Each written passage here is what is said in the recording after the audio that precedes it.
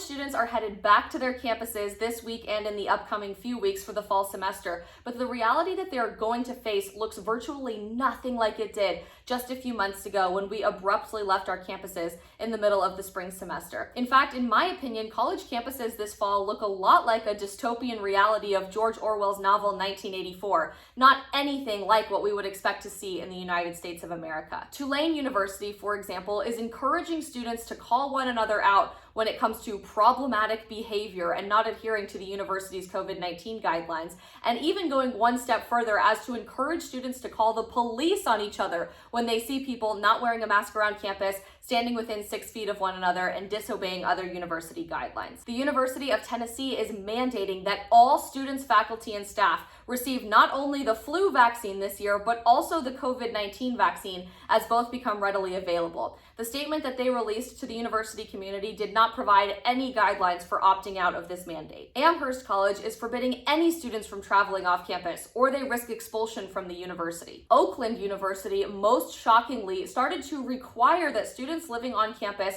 wear a personal health monitoring device called the bio button, which constantly transmits information related to your temperature, respiratory rate, heart rate back to the university. When enough students had a public outcry that said this is a massive invasion of student privacy and a petition started circulating, the university decided to switch the language from mandate to encouragement, but still openly encourages that all students, faculty, and staff wear this device while on campus. You'd think we were reading some sort of dystopian novel or watching a horror movie, but this is the reality for college students all across America as they head back for the fall semester.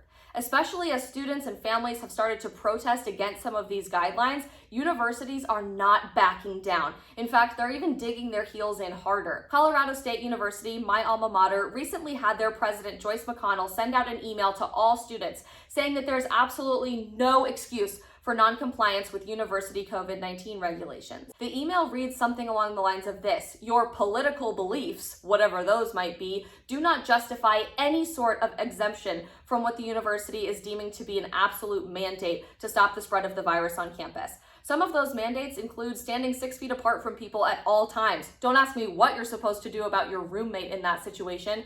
And forbidding students from attending any gathering of people that exceeds more than 10 on or off campus. So now we're telling college students what they are and are not allowed to do in their own time, on their own property, and outside of the university campus. What happens when students want to go to church? There's bound to be more than 10 people in that situation. The reality is, if students fail to adhere to any of these guidelines at Colorado State University and other institutions across the country, they risk not only suspension, but permanent expulsion from the university community that they're supposed to be calling home. College campuses look crazy this fall, and it's time for all of us to start speaking up against these tyrannical regulations when it impedes on student privacy and freedom. Who knew college campuses would look just like George Orwell's 1984?